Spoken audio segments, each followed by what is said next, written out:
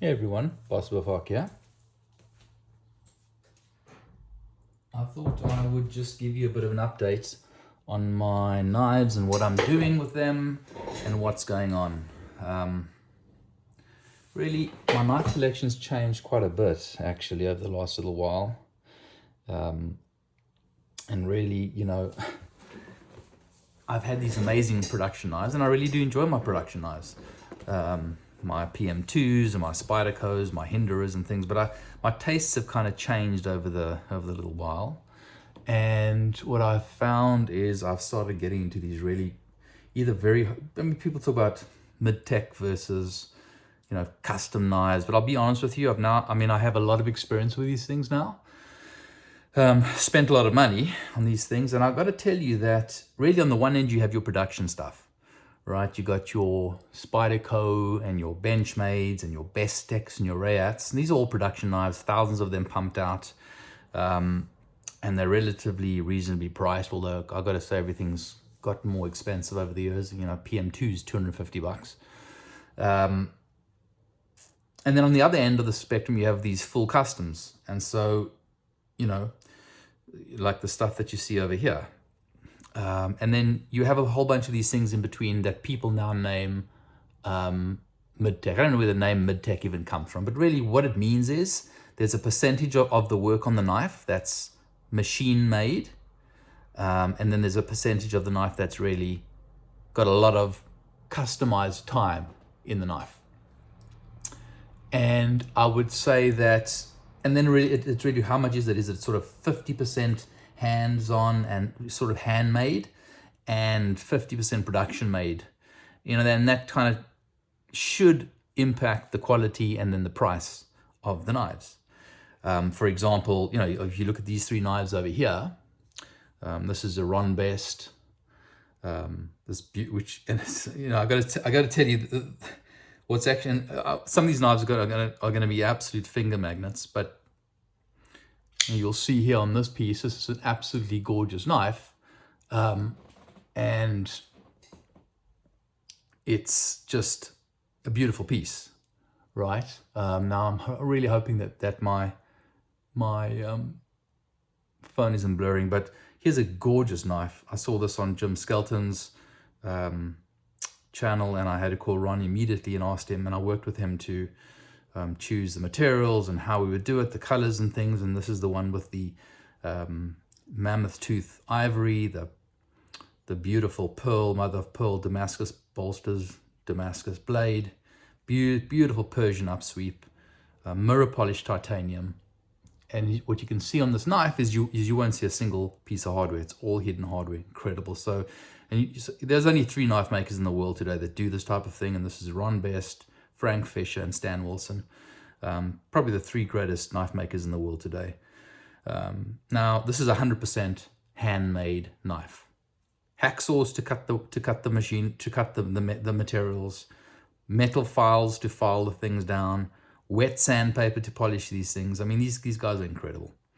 You can see in the back spacer here, mammoth tooth, pearl, mammoth, pearl, mammoth, pearl, and then again mirror polished on the inlays here. Now again, I just want to have a look to make sure that this thing's staying in focus.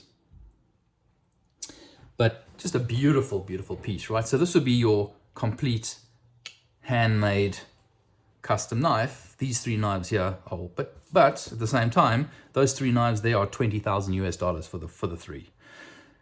And then you go from things in between. All of these, here's on the bottom end of the scale would be my artisan cutlery boa in the Damascus polished Damascus in the Damasteel pattern, and the S90V blade that's mirror polished. I mean, you can shave with this knife. You actually don't need a glass mirror when you have a piece like this. Absolutely beautiful piece. So I'll still buy production knives, but I'm really buying production knives that are quite special. And I'd say this is a very special piece as a production knife.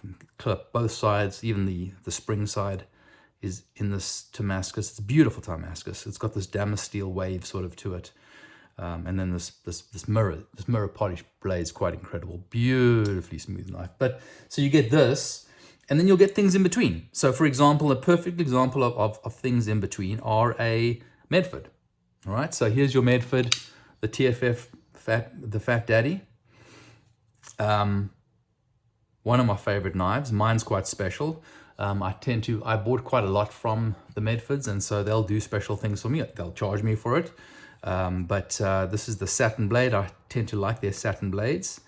It's their vintage. So it's the Predator pattern, but their twisted rope Predator pattern, as you can see here on the bottoms. And they have a vintage bronze as opposed to bronze. So this is bronze. This is vintage bronze. Almost a brass versus bronze. And what they'll do, so what they did for me as well is we did the dragon scaling on the spine. This is the 1/4 inch thick blade. Just a beautiful, beautiful piece. I don't know if you can see this in the video, but it's really gorgeous, beautiful standoffs to match. And what they did for me over here is on the clip, we have the bronze on the surface of the clip, and then what they call pinstriping, where they've actually polished off the bronze on the edges. And then the hardware, they've done a matte bronze on the top, and then around the edges, a shiny bronze. And so that was really nice on the pivots. And then their beautiful satin finish. Great knife. It's a weird looking knife when you look at it. When you see this, when I saw this first, I thought to myself, this is probably not the knife for me. Now I like bigger knives. You'll see that. It's almost like buying a bigger painting. The bigger the piece of canvas, the more you can see the detail, in my opinion, versus a smaller knife that's really tough to see all the details on. So I do like a bigger knife, and I don't mind carrying a bigger knife. I'm actually quite happy to carry a large knife. So these types of knives are beautiful for me. I like this. Now, the point we were making about this knife was this mid-tech comment, which is really just simply the proportion between handmade work and production-made work. I've been down to the Medford factory. Greg took me on a tour. It was a wonderful experience, and I got to see how these things were made. There is a fair bit of production, but he's got the most expensive machinery out there. He's got a factory full of incredibly expensive items. And I would say there's probably about 45% machine made by these very expensive machines. So you're getting beautiful tolerances, you're getting beautifully finished work. But then about 55% of this work is by hand. He has about 10 to 15 employees who are sitting there hand grinding blades. All of this sculpting work is done by hand. This is not the CNC. There's a guy sitting there with machinery, hand carving this in, and I watched them do it. Same on the blade, the spine work. This is all done by hand here. And so sitting and watching this, you realize just how much handmade work goes into this. So this at a 45, 55, the questions you got to ask yourself when you have this sort of mid-tech, and I hate that word mid-tech, but let's just use it for now. When you have this mid-tech type discussion is, what's the percentage between the machinery and the people? Secondly, when it's for the aspect of the machinery, for where you have that percentage of machines doing the work, what's the quality of those machines? People like John Grimsmo and Greg Medford invest heavily in the best of the best of the best. So even when you're having this higher proportion, maybe up to 50% of machine-made stuff, this work is done absolutely beautifully with a state-of-the-art type machinery, these big machines imported from Germany, incredible stuff, beautiful pieces. And so I feel very good about paying the money for this. This is a $1,600 knife to get it in this format, 16 or 1700. All the numbers I'm going to mention to you in US. I live in the Pacific Northwest, so US dollars is what I pay. And so, for all of these, here are the two Medfords, which are two more of them Medfords. I've got the large Praetorian T, and then we have the large Praetorian tie. Absolutely stunning knives. And again, so here I've got the satin blade. I really like his satin blade. Again, a Predator type finish. I always ask him to do the Predator work. If he does Predator work, and I pay extra for this, whatever the sculpting is on the handles, he'll put the same sculpting on the clips for me. And so this is again the Predator with these beautiful hardware. I love his 6-gun hardware with a satin blade. And this is one of the nicest knives. I mean, just drop, shutty, smooth, just beautiful action on the knives. And then of course the full-size Praetorian tie, I did the crater, and it's a blend of blues moving into purples, and the same on this side. And again on the Big M clip, I've asked him to do the sculpting on the clip for me. He does that for me, and I chose a Vulcan blade. This is a 3V steel, and we always wait to see what's going to happen with the blade before we decide what hardware to use. Here, Amy actually decided, Greg's wife, that because you got the blues here to match the blues on my scales, but there was also some beautiful bronzes at the end, and so we decided to, and there you actually see these gorgeous reds as well, just beautiful. We decided to match the pivots to the bronze on the edge, and it actually came out really nicely. I'm really happy with this piece. Then of course the black DLC on the D2, CPM D2 he uses on the backspacer and the standoffs again. He really does an incredible job. Now again, you're talking about in this one even more. You're probably 60-40 in terms of the machine versus human split on these pieces. And so, you know, but again, because the quality of the machinery, as well as the staff that he has and the investment he's putting into these things, I feel really good about spending the money. A piece like this is $2,100. This one I think was about $1,100 in its format with the sculpting as it's been done. As I said, this one was about $1,700 with the sculpting and the satin blade, and this one was about $2,100. But you know, I'm very happy with that, because if you look at the details, the anodization, the pinstriping around the edges, matte versus shiny, he does such a beautiful job on his pieces. There's a lot of, while it's not a full custom, full handmade, I would still call it a custom knife. And you know, and so this is the thing, right? It's where on the scale do you want to be? I started off with production knives. I own about 100 knives, and you know, at least, I don't know, 70 of my knives are what you'd call production, like for example, the Rick Hinderers of the world. And I love a lot of those knives. A lot of those knives are fantastic. I really do enjoy the PM2s, and I really enjoy my Project X. And there's a component, those are probably 30% hand by human hand, but 70% at Hinderers at the farm, and it's again very, very high end good material. If you look at along these knives, there's a lot of very good stuff. Again, you know, here's another one which is one of these production pieces. This is the Rockstead tie. It's got the beautiful Stingray inlays, right? And it's got the ZDP 189 blade, the mirror polish blade with the titanium coating, and this is an absolutely stunning piece. Now, this would be considered a production knife, but I would tell you this is not a production knife. There's probably 55 to 60% of this knife is made by hand with all the polishing, with the wet sandpaper, the amount of grits that they go through to get it to look like this, the hand grinding, it's all hand ground on the blade. And then even the work in terms of inlaying the Stingray, that's all done by hand.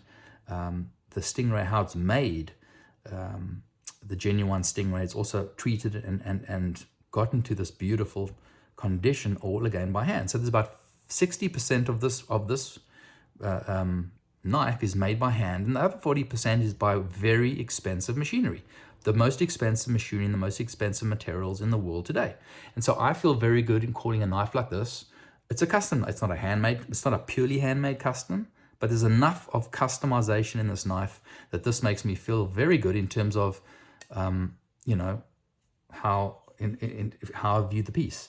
Another great designer in this regard is Bartos Herman. And, you know, here he has, this is his hammered finish. Beautiful Damascus steel, absolutely beautiful Damascus. Beautiful Damascus. And, you know, polished, which I like. I prefer a lighter etch than a darker etch on my Damascus steel. And I'll talk about the knife that I just received today, actually. And then he's got this hammered finish. So again, very similar to Medford. He has the most expensive machinery and materials where he's using machinery to you know, make certain parts of the knife. But then again, there's a lot of human interaction of programming the computers that run these machines, very expensive machines. And then a lot of handmade finishing work, polishing the pivots, hand grinding all the blades. This hammered finish is all done by hand. remnant of the Todd Rexford Hot and Hammered. Beautiful, beautiful clip and matching backspacer. This minty green type color, and a darker titanium finish. Beautiful pivot. And so the Ishtar, which I like, and I prefer the sort of an upswept type, blade, and there's a few of these here, and on my Ron Best you'll see that as well.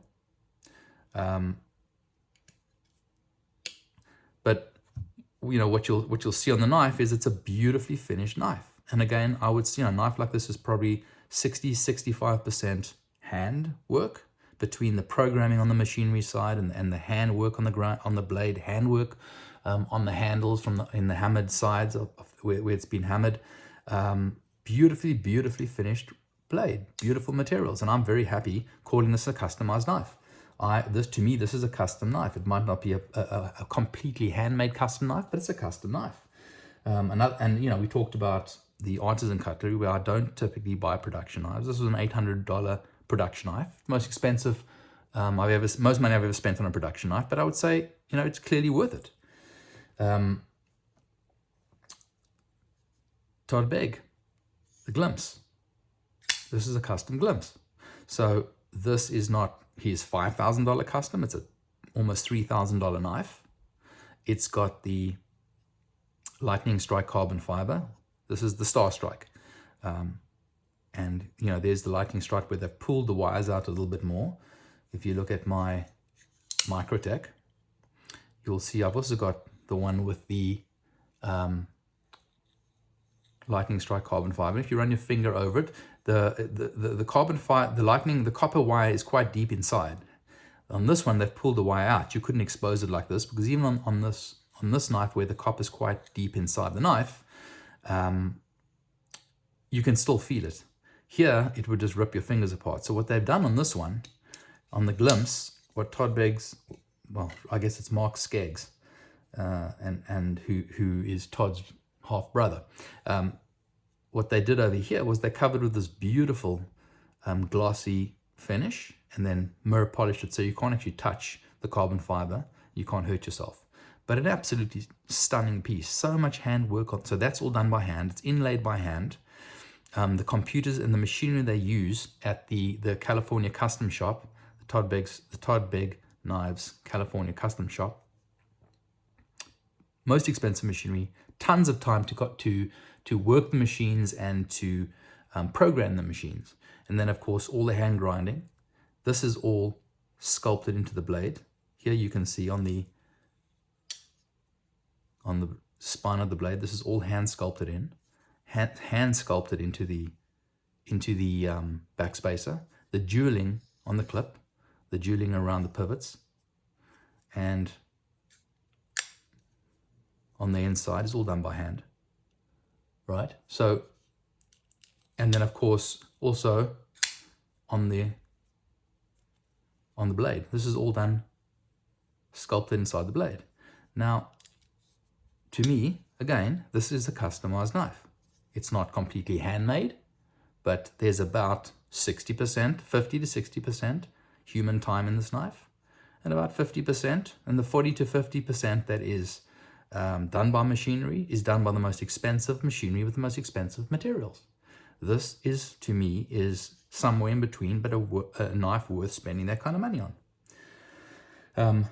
A completely handmade knife is the Kevin Foster Swordfish. Now, I love the Swordfish. It's probably the smoothest knife I've ever held in my life. I mean, it's just absolutely incredible. You've got to hold one of Kevin Foster's knives in order to really understand what it is. So the titanium is beautifully finished. This beautiful smooth titanium featured with these lovely saw cuts, an abalone pivot. Beautiful hardware. Mine comes with a steel flame made clip specifically for Kevin Foster for this knife, with Foster's logo on it, and a beautiful hand rubbed satin Magna Cut blade, and just the action on the knife. Now, he uses Steve Skiff bearings, and I got to tell you, it does make a difference. The smoothness on this knife is so incredible. I got to tell you, just beautiful. Really love the knife. Now this is a handmade piece. Tom Mayo, closely related knives. Kevin Foster is a disciple of Tom Mayo. And you can kind of see it. They don't look identical, but there's a feel to the knives. Now Foster uses bearings, whereas Mayo uses Teflon washers. Now, let's talk about that again. So a fully handmade custom knife. This is the Dr. Death.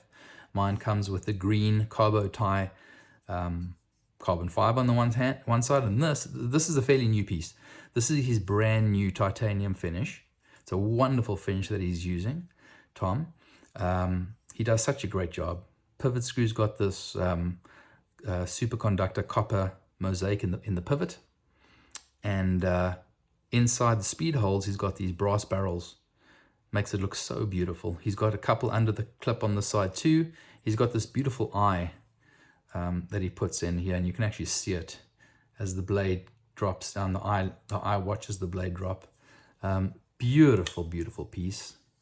And you'd never think that Teflon washers could feel as smooth as this knife feels. I mean, it is so smooth on this knife. You really got to hold the knife and feel the knife to understand how incredible it is. Now, I don't know for sure that there's Teflon washers in here, but I've heard that Tom Mayo does that. I don't know if in this brand new, this piece is about 6 months old, but just wonderful. Just a pleasure to hold a piece like this. And so again, full custom knife. Walter Randolph, huge fan of Walter's work. Now this is a crazy piece. Full dress, Mokutai handles, Mokutai clip, zirconium backspacer. Sorry, not Mokutai, Zircotai, which is zirconium in the same process that you would do with Damascus. And both sides, beautiful thick titanium liners, and this blade is quite incredible. So this is Chad. It's his Damascus, and mirror polished. The entire Damascus Damasteel is mirror polished to a mirror's edge or a mirror reflection that you'd see inside your bathroom. Absolutely incredible. It's his large Persian, and just so smooth. Absolutely gorgeous piece. 100% handmade piece of machinery. Again, so here you're spending $7,000 US for a knife, but you can see where the work's coming from. Everything is done by hand. The polishing is absolutely incredible. Thick, beautiful pieces of Chad Nichols Damascus, beautiful Zircotai that he does himself. The colors are so crisp and beautiful, purples and blues. Just love it. And so this is what you're paying money for. And I absolutely love this piece. I briefly showed you here my Microtech, my latest from Microtech. My SOCOM manual, lovely bronze hardware, Vegas forged Damascus blade with the wasp head pattern, beautiful pattern, and totally smooth to the touch. You've got lightning strike carbon fiber in the thumb studs, the inlays just inside here with the copper border, exactly like what's happened over here with he's bordered the lightning strike carbon fiber. The rest of it is regular carbon fiber, and this absolutely gorgeous backspacer, crisp copper backspacer. And then of course the hardware, 1/20 made, beautiful piece, so smooth. And I really do like these SOCOMs, the SOCOM Elite series. Always looking for more. I've got and again I've got the production knife, which I do carry from time to time, and I really do enjoy it. It's a beautiful piece. These two are my two latest knives. I just got them today actually. So here is the SYJ from Eric Tullis, the Dieware. I originally bought this off his site about 6 months ago. It came with a brass backspacer, which I just didn't think was the right thing for it. It also came with this beautiful Damascus, Chad Nichols Damascus clip, and I sent it back to Eric, asking me if he could please replace it with the Skull Tickler backspacer and a matching Damasteel, which he did for me, and it came out beautifully. I don't think anybody does orange peel titanium as good as Eric does from Dyewear. Now this knife is quite incredible. What I love about his pieces are they have this industrial feel to them, this beautiful industrial type machinery. You know, if you look inside, it looks like looking inside an engine of some sort of a big dynamo or piece of machinery on an oil rig. Here what he's done is he's taken almost 1/4 inch thick blade stock. I think this is 21/100ths, 22/100ths. And then he's ground down the actual blade to a wafer thin style, kept it very tall, quite tall, but ground it super, super thin. This thing slices like crazy, but you've got the big handle over here with a lovely Damasteel. And I love his pivots, the one you can see all the way through the pivot, as you can see there. Just beautiful. And everything is so smooth and just works so incredibly well. So this just came back to that. I love what he did on the backspacer here. And now here is my solo. Now I've wanted a solo forever. This knife's insane. You can see this now. I ordered this about 18 months ago. It's Chad Nichols Damascus blade, matching inlays on both sides, Damasteel inlays, 3 islands over here, under the clip, over here and over here, beautifully matching the blade. It almost looks like, the blade looks like ice cream that's melting down a wall. If you look at how we've done this, beautiful pivots. Again, matching my knife here, it's got the high polished titanium orange peel. I love the hardware that he uses. Matching Damasteel backspacer and clip, and just the action on the knife is superb, just sublime. Look at that, just a beautiful, beautiful piece. This is in his latest format with, you know, he doesn't use all the big screws anymore, lots of pins on the inside. And again, it's this sort of industrial dynamo machine type finish. What I also asked here, why this knife was I mean, this was about a $4,000, probably the most expensive solo Eric's ever made. This is $4,000 by the time we were done. $500 or $600 just on the polishing. I wanted a high polish, all the edge polished out, not as high polish as my Walter Randolph large Persian, where it's literally polished to a mirror edge. But what we did on this one was we just had a very polish so that we'd end up with something that had a real good look to it. I mean, look at how there's the ice cream, the pattern Damascus ends up with a hole in some of the parts over here and over there. Just incredible. What a beautiful, beautiful piece. I mean, this is a absolute work of art. Feels incredible in the hand. I absolutely love this knife. It's a big knife, and again, I love big knives. You know, I like a big canvas, as I said before. Same with my art. I like big pieces of art, because a big piece of art, you can see the details. A bigger knife, you get to really experience all the detail on the knife. You know, I prefer an SMF, for example, from Strider than an S&G. Bigger knife, because I'm getting different details and finishes and exotic finishes on the knife. The bigger the knife, the more I can see it, the more I can experience the finishes. Much like Eric Tullis, Mick Strider on the SMF also has the see-through pivot screws.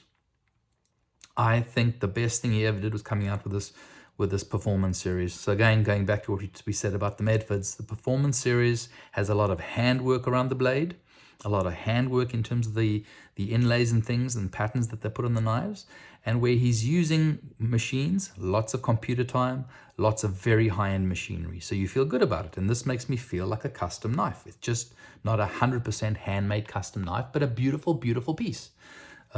Wonderfully smooth. I absolutely love on this performance series the aggressiveness of the jimping on the knife.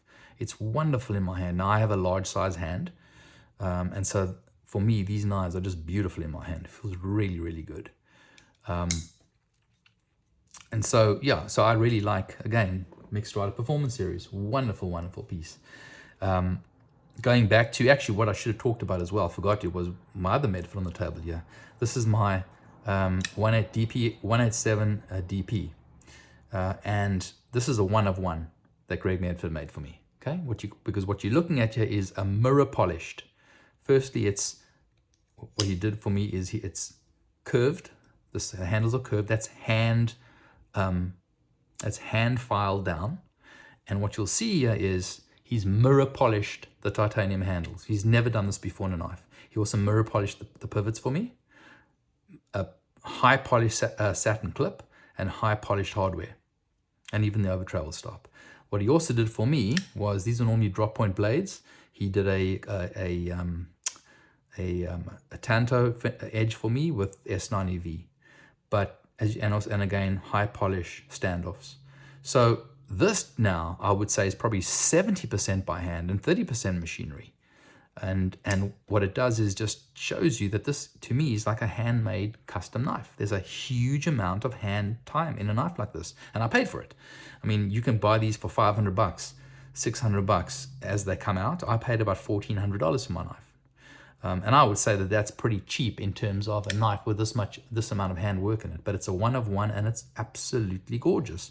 What he did was on the jimping, he hand carved all the jimping in for me, and then polished it down smooth at the back of the ear as well, all done by hand. Beautiful, beautiful amount of work. So, you know, these knives have a lot of hand work in them. They don't need to be 100% hand made in order for them to be a custom knife. One of my favorite knife makers is John Graham, and I really, you know, rest in peace, John. Just what a wonderful contributor to the industry. I wish I had more stuff from him. I bought this. This is brand new from him through an intermediary. But just look at how the blade's been done. It's a Zulu assegai. It's a Zulu spear. Assegai is what they call their spears, but that's what it's meant to look like. Compound ground blade, beautiful etching, Paul Boss, heat treating. You always know a full custom John Graham because his name's written in a circular form around his maker's mark. If it's a mid-tech or production knife, it's in a straight line underneath the gun barrel. But just a beautiful, beautiful piece. You know, he's also done a similar thing to what the Beggs did over here on my Glimpse. They also have a coating, but this is a much lighter coating versus a real hard glass finish. But beautiful in the hand. Very, very beautiful in the hand. Just a gorgeous piece.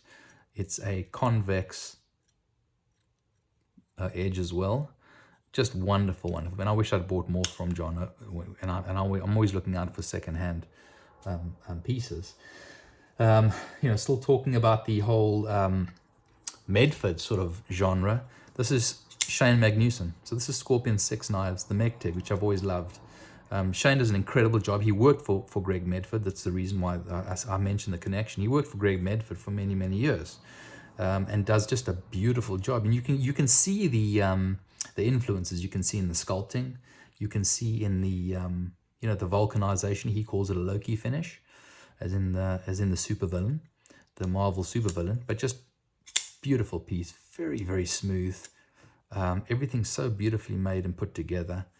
And it also has his family sort of history influence in the knife too, which is a very Viking, Norseman type feel to it. But you can see here, he's actually done such an amazing job. Look how crisp his finish is, say compared to Medford. Medford has a bit more of an oily, industrial diesel type finish to the blade, versus his is more sort of a you know, a celebrity sort of, you know, a bit of a more spectacular, stunning type finish to it.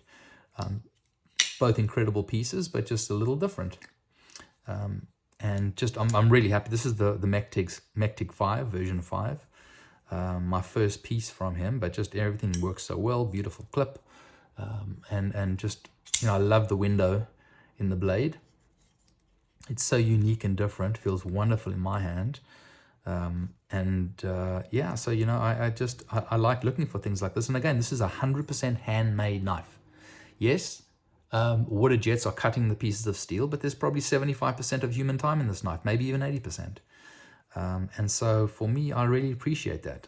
As you can see on some of the other videos on my channel, I collect wine and I collect scotch and cigars, high-end cigars, all things that are made, come out of the farms, and they are artists, winemakers, scotch distillers, people who you know, grow the tobacco for the cigars. I have a big respect for the process, much like I do here with knives.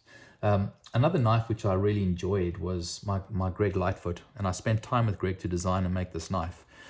We spent a lot of time on the phone together when he designed this for me. This is a gatekeeper.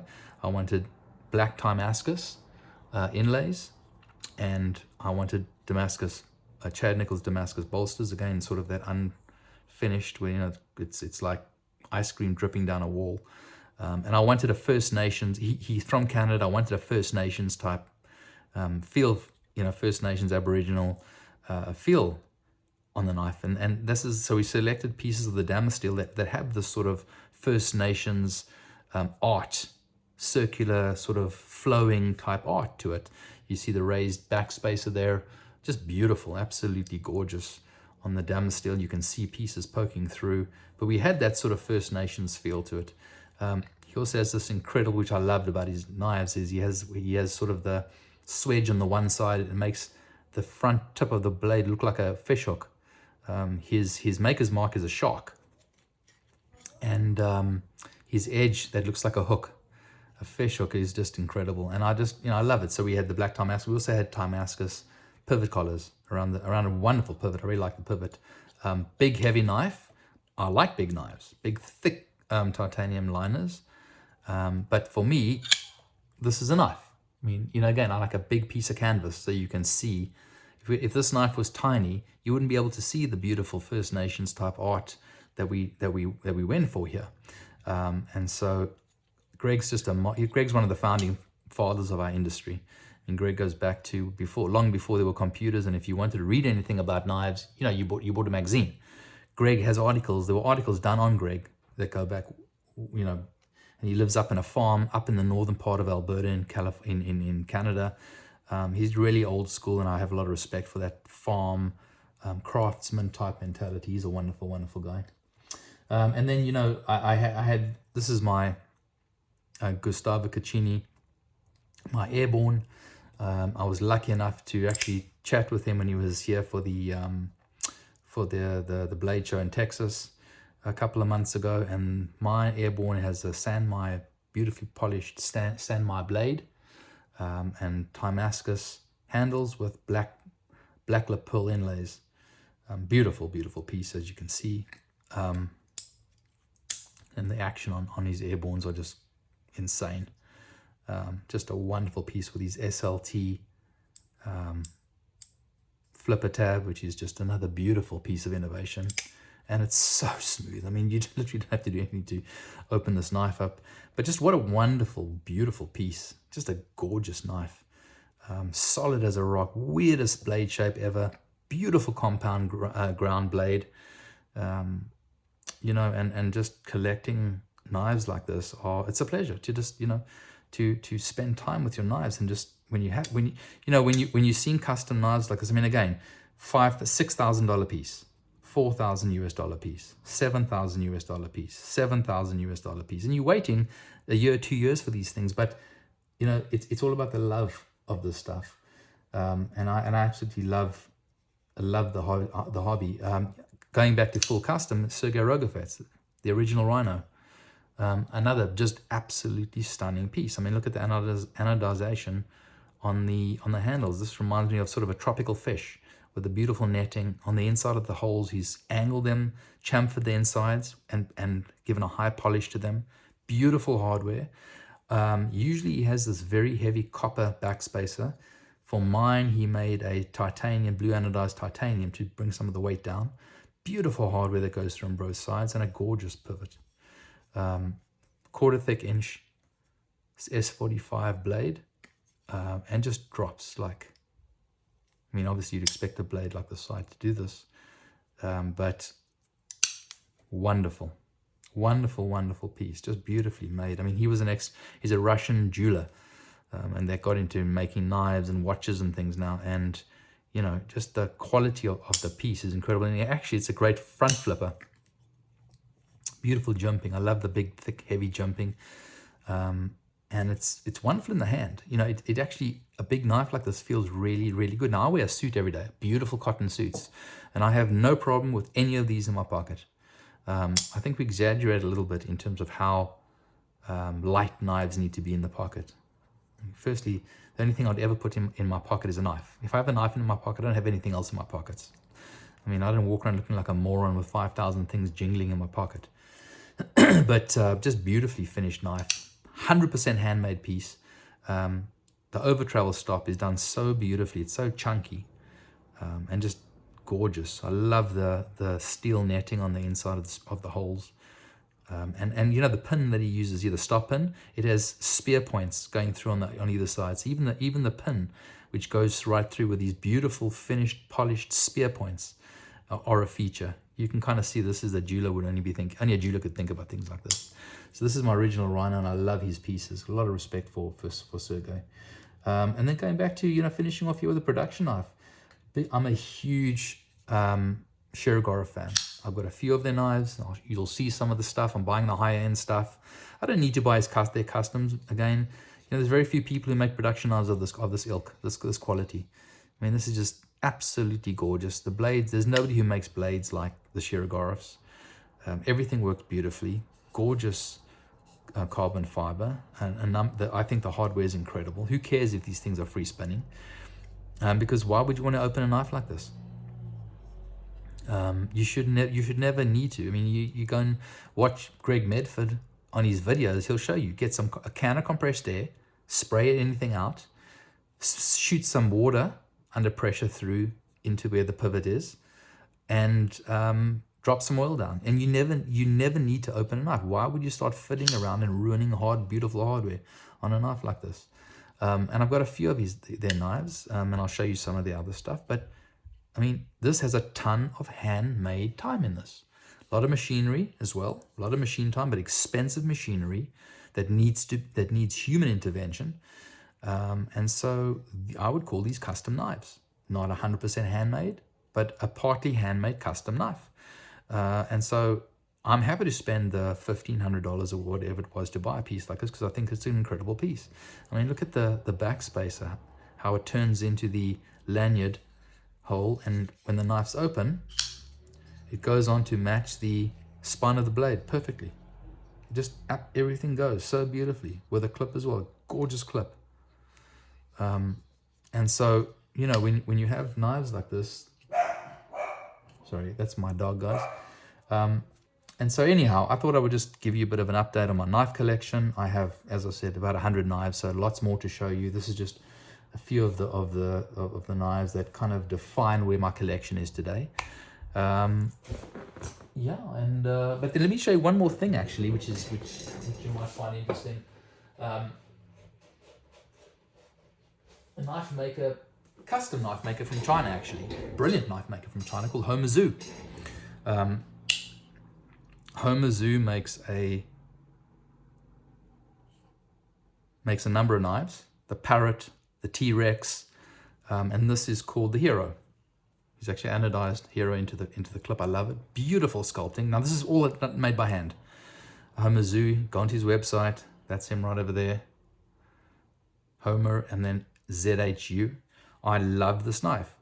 It's the greatest backlock I've ever seen and felt in a knife. Absolutely incredible. You can't see. It's done so well.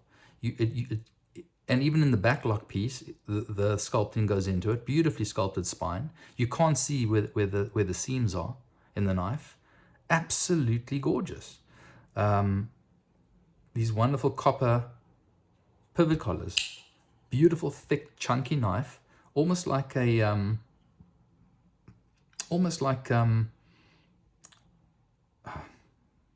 mind like a sieve right now, but you know, one of those knives. It's a beautiful piece.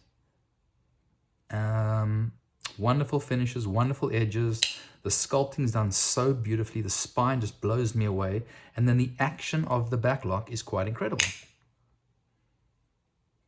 Shape of the blade. I love everything about this knife. So here's an example of, and you know what, guys? I bought this from Nashville Tactical in Nashville, Tennessee, and I paid $500 for this. So you can buy full handmade customs. You don't need to spend thousands and thousands of dollars if you don't want to. You can buy a beautiful knife from a guy like Homazoo, and his products are between $350 and $500, maybe $600.